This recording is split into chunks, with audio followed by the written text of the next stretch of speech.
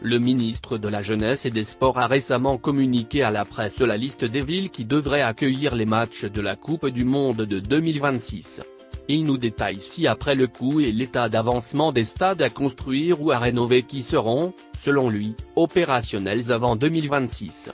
Si le Maroc n'obtient pas l'organisation du mondial, Talbi Alami ne compte pas arrêter leur construction. Selon Talbi Alami, cette estimation couvre la construction de 6 stades de 45 000 spectateurs, d'un stade de 100 000, la mise à niveau des 5 existants et des éventuels frais d'expropriation.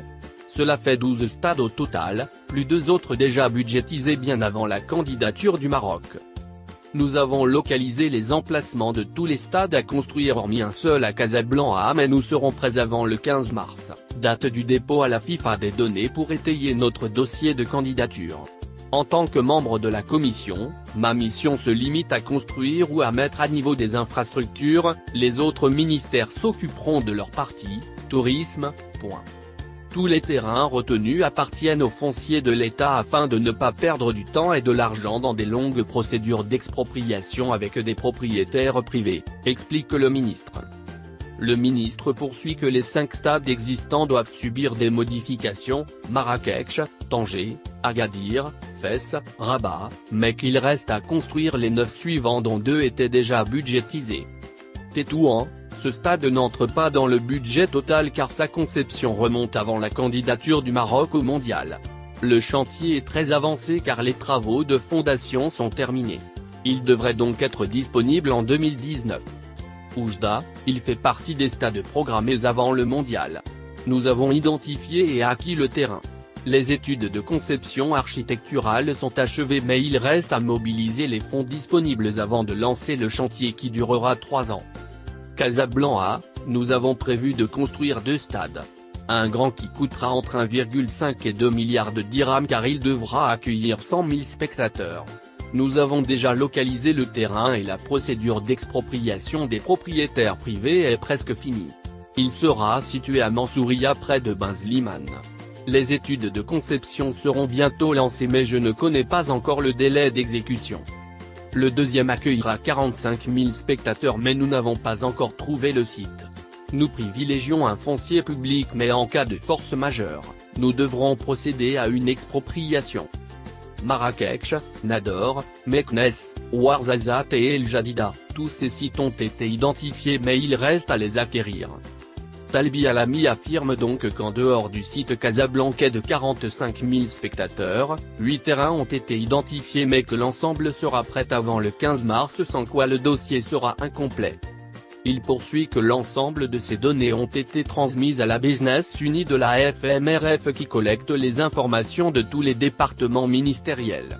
Après les avoir rassemblées, elle les transmettra au président du comité d'organisation, Moulay Hafed El Alami, qui soumettra à la FIFA, dont il est le seul interlocuteur, les projets de l'ensemble des acteurs concernés par le mondial.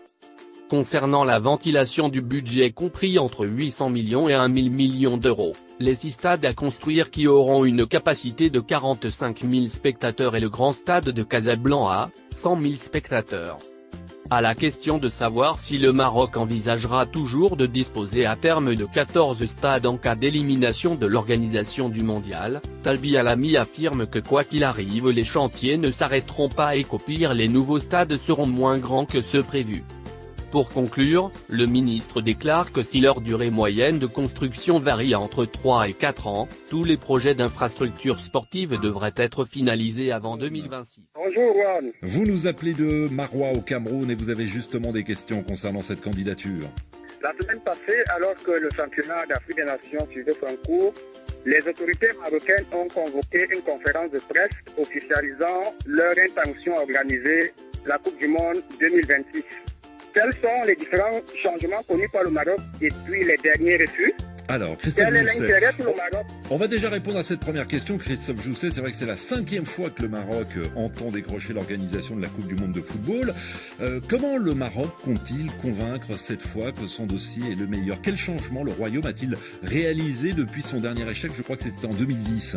Oui, alors en fait, en pratique, c'était il y a 15 ans, parce qu'ils étaient candidats pour la Coupe du Monde 2010 et la décision se fait toujours largement en amont.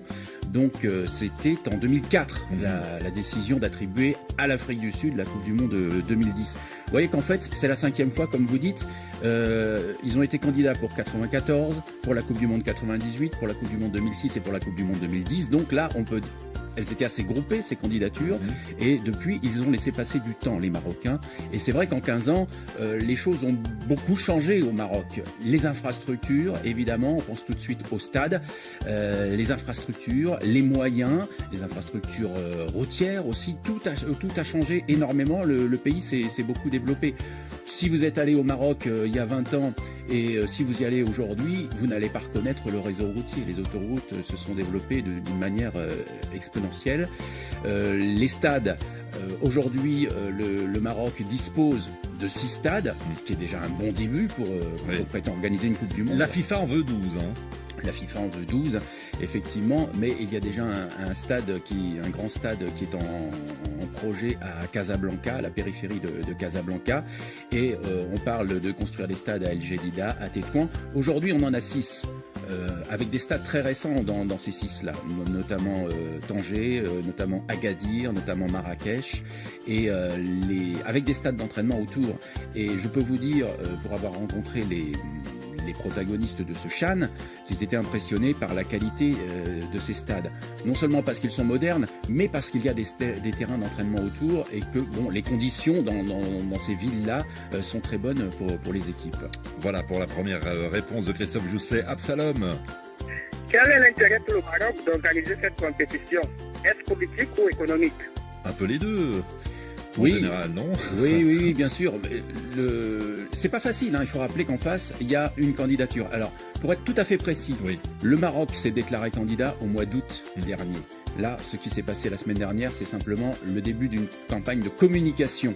On leur a d'ailleurs reproché de ne pas s'exprimer. C'est ce qu'ils ont fait avec 2 ministres, avec le président de la Fédération royale marocaine de football. Ils sont venus expliquer et commencer à dévoiler le logo, etc. L'intérêt, de toute façon, face à la candidature à 3 têtes que représentent les États-Unis, le Mexique et le Canada, eh bien, c'est d'exister, d'insister d'abord, et puis de lancer avec une campagne qui va coûter peut-être, si elle est au niveau des campagnes précédentes, une douzaine de millions d'euros.